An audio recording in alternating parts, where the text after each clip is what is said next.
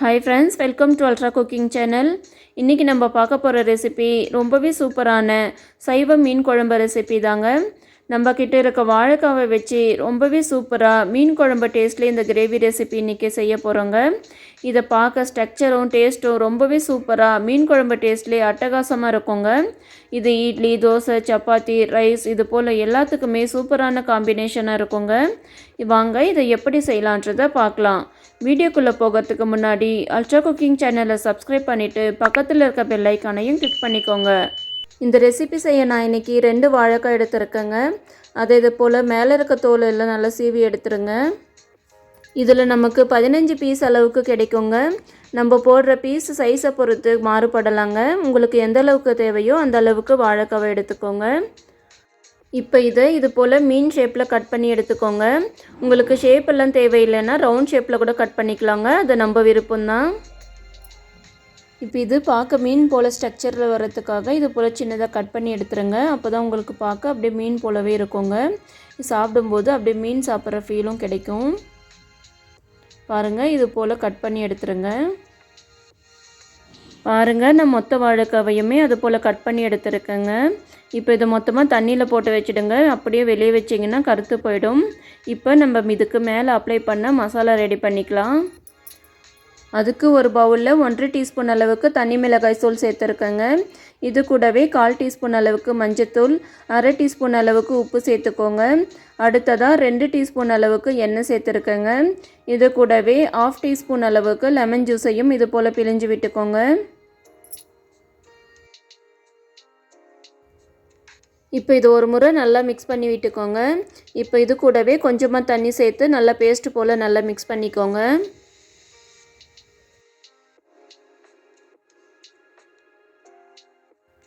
பாருங்கள், இந்த பக்குவத்துக்கு நல்லா மிக்ஸ் பண்ணி பேஸ்ட் போல் ஆக்கிக்கோங்க.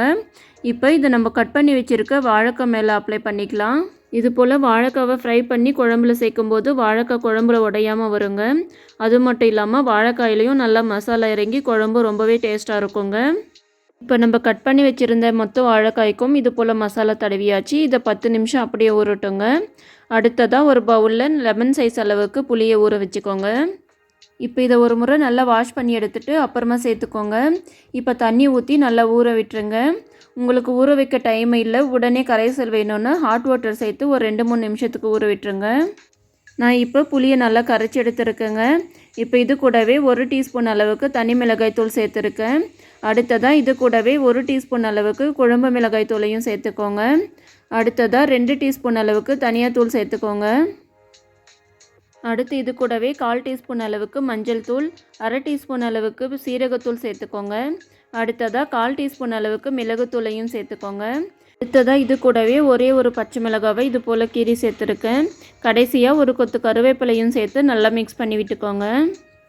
நீங்கள் இந்த பொருட்களை எல்லாம் டைரெக்டாக எண்ணெயில் வதக்கும் போது கூட சேர்த்து செய்யலாங்க.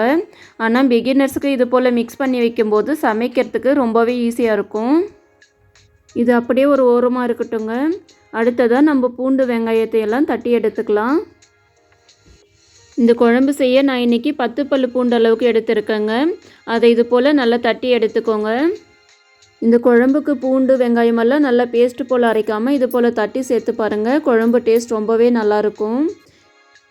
பாருங்கள், பூண்டை இந்த அளவுக்கு தட்டி எடுத்தாலே போதுமானதுங்க. அடுத்ததாக நம்ம சின்ன வெங்காயத்தையும் இதே போல் தட்டி எடுத்துக்கலாம். நான் இன்றைக்கி 25 அளவுக்கு சின்ன வெங்காயம் எடுத்துருக்கேங்க. இது கூடவே 1/2 டீஸ்பூன் அளவுக்கு சீரகம் சேர்த்து நல்லா தட்டி எடுத்துக்கோங்க. இது போல் சின்ன வெங்காயத்தை கூட சீரகம் சேர்த்து செய்யும்போது குழம்பு நல்ல வாசனையாக மணமாக இருக்குங்க. பாருங்கள், வெங்காயத்தை இந்த அளவுக்கு கொரப்பாக நல்லா தட்டி எடுத்துக்கோங்க. இது நைஸாக அரைக்க வேண்டிய தேவையில்லைங்க.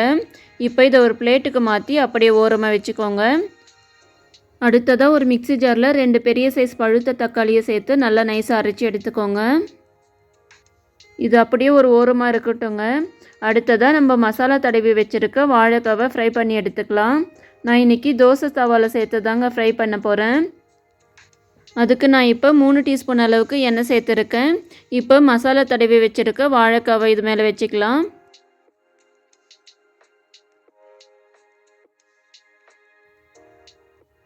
இப்போ இதை மீடியம் ஃப்ளேமில் வச்சு 2 நிமிஷத்துக்கு நல்லா ஃப்ரை பண்ணிக்கோங்க. அடுத்ததாக இதை திருப்பி விட்டு திரும்பவும் 2 நிமிஷத்துக்கு நல்லா ஃப்ரை பண்ணிக்கோங்க. பாருங்கள், இதை பார்க்க அப்படியே ஒரிஜினல் மீன் போலவே இருக்குது. இந்த குழம்பு கூட சாப்பிட்டா அப்படியே மீன் குழம்பு போலவே டேஸ்ட்டாக இருக்குங்க. நீங்களாக சொல்கிற வரைக்கும் இது மீன் குழம்பு இல்லைன்றது யாருக்குமே தெரியாதுங்க. அந்த அளவுக்கு பார்க்கவும் மீன் குழம்பு போலவே சூப்பராக இருக்குங்க. அவ்வளோதாங்க, இது நல்லா ஃப்ரை ஆகிடுச்சு. இதை ஒரு பிளேட்டுக்கு மாற்றிக்கலாம். மீதி இருக்க வாழைக்காயும் இதே போல் ஃப்ரை பண்ணி எடுத்துக்கலாங்க.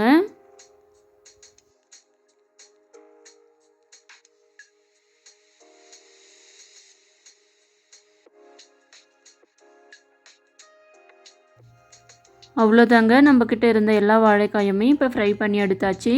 இப்போ இது அப்படியே ஒரு ஓரமாக இருக்கட்டுங்க. அடுத்ததாக ஒரு பேனில் 2 டேபிள் ஸ்பூன் அளவுக்கு நல்லெண்ணெய் சேர்த்துருக்கேங்க. இந்த குழம்புக்கு நல்லெண்ணெய் சேர்த்து செய்யும்போது ரொம்பவே டேஸ்ட்டாக இருக்கும். இப்போ இது கூடவே 1/2 டீஸ்பூன் அளவுக்கு கடுகு சேர்த்து பொரிய விட்டுக்கோங்க. அடுத்து இது கூடவே 1/4 டீஸ்பூன் அளவுக்கு வெந்தயம், 1/4 டீஸ்பூன் அளவுக்கு சோம்பு சேர்த்து இதையும் நல்லா பொரிய விட்டுக்கோங்க.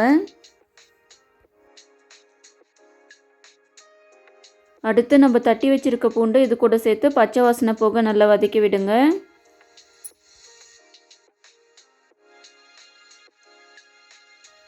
அடுத்ததாக நம்ம தட்டி வச்சுருக்க சின்ன வெங்காயத்தையும் சேர்த்து நல்லா பொன்னிறமாகிற வரைக்கும் நல்லா வதக்கி விடுங்க. உங்ககிட்ட சின்ன வெங்காயம் இல்லைன்னா பெரிய வெங்காயம் 2 பொடியாக கட் பண்ணி சேர்த்துக்கோங்க. பாருங்கள், நம்ம சேர்த்த வெங்காயமெல்லாம் நல்லா பொன்னிறமாக வதங்கி வந்திருக்கு. இந்த டைமில் நம்ம அரைச்சி வச்சுருக்க தக்காளி இது கூட சேர்த்து வதக்கி விடுங்க.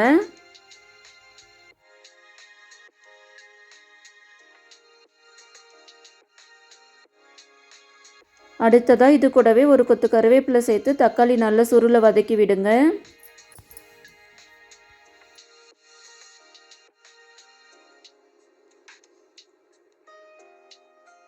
பாருங்கள், தக்காளி இந்த அளவுக்கு எண்ணெய் பிரிஞ்சு வர அளவுக்கு நல்லா வதங்கி இருக்கணுங்க. அடுத்ததாக நம்ம கரைச்சி வச்சுருக்க புளி கரைசலை இது கூடவே சேர்த்துக்கலாம். இப்போ இதை ஒரு முறை நல்லா மிக்ஸ் பண்ணி விட்டு சேர்த்துக்கோங்க. அப்போ தான் நம்ம சேர்த்துருக்க மிளகாய் தூளெல்லாம் நல்லா கலந்து வரும். இல்லைன்னா அடியில் அப்படி நின்றுடுங்க. இது கூடவே நம்ம தேவையான அளவுக்கு தண்ணி சேர்த்து நல்லா மிக்ஸ் பண்ணி விடுங்க. இப்போ இந்த குழம்புக்கு தேவையான அளவுக்கு கல்லுப்பையும் சேர்த்துக்கலாங்க. இப்போ இதை ஒரு முறை நல்லா மிக்ஸ் பண்ணி விட்டு கொதிக்க விடுங்க.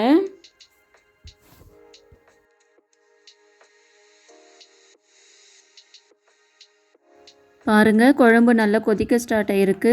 இந்த டைமில் ஒரு தட்டு போட்டு மூடி மீடியம் ஃப்ளேம்லேயே ஒரு 10 நிமிஷத்துக்கு அப்படியே கொதிக்க விட்டுருங்க. தட்டு மூடும்போது இது போல் கொஞ்சம் கேப் விட்டு மூடுங்க. அப்போ தான் பொங்கு வராமல் இருக்கும். நீங்கள் முழுசாக மூடிட்டிங்கன்னா அப்படியே மேலே பொங்கி வந்துடுங்க. பாருங்கள், 10 நிமிஷத்துக்கு அப்புறம் குழம்பு நல்லா கொதித்து எண்ணெயெல்லாம் நல்லா பிரிஞ்சு வந்திருக்குங்க. இப்போ இதை ஒரு டைம் நல்லா மிக்ஸ் பண்ணி விட்டுக்கோங்க. அடுத்ததாக நான் இப்போ இது கூடவே 1/2 கப் அளவுக்கு தேங்காய் பால் சேர்த்துருக்கேங்க. இது போல் தேங்காய் பால் சேர்த்து செய்யும்போது குழம்பு நல்ல மணமாக இருக்கும். கூடவே நல்ல ஒரு திக்னஸும் கிடைக்குங்க. இது கூடவே கொஞ்சம் கொத்தமல்லி தழை சேர்த்து நல்லா மிக்ஸ் பண்ணி விடுங்க. ஒரு சிலருக்கு இது போல் சூடான குழம்புல தேங்காய் பால் சேர்த்துமோன்னா குழம்பு திரிஞ்சிடுமான்னு டவுட் இருக்குங்க. ஆனால் அது போலெல்லாம் ஒன்றும் இல்லை. இது போல் சேர்க்கறதால குழம்பு நல்லா திக்னஸாக நல்லா டேஸ்ட்டாக இருக்குங்க.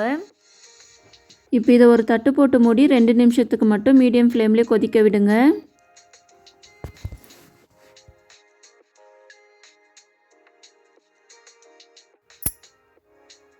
பாருங்கள், குழம்பு கொஞ்சம் கூட திரிஞ்சு போகாமல் நல்லா திக்னஸாக வந்திருக்கு. இப்போ இதை ஒரு முறை நல்லா மிக்ஸ் பண்ணி விடுங்க.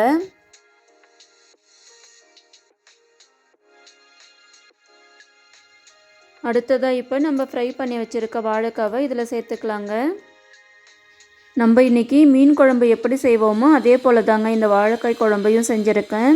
இது சாப்பிடும்போது மீன் குழம்பு போலவே ரொம்பவே சூப்பராக இருக்குங்க. கண்டிப்பாக இதை ஒரு முறை வீட்டில் ட்ரை பண்ணி பாருங்கள். உங்களுக்கும் கண்டிப்பாக பிடிக்கும். இப்போ இதை ஒரு தட்டு போட்டு மூடி 1 நிமிஷத்துக்கு மட்டும் மீடியம் ஃப்ளேமில் வேக விடுங்க.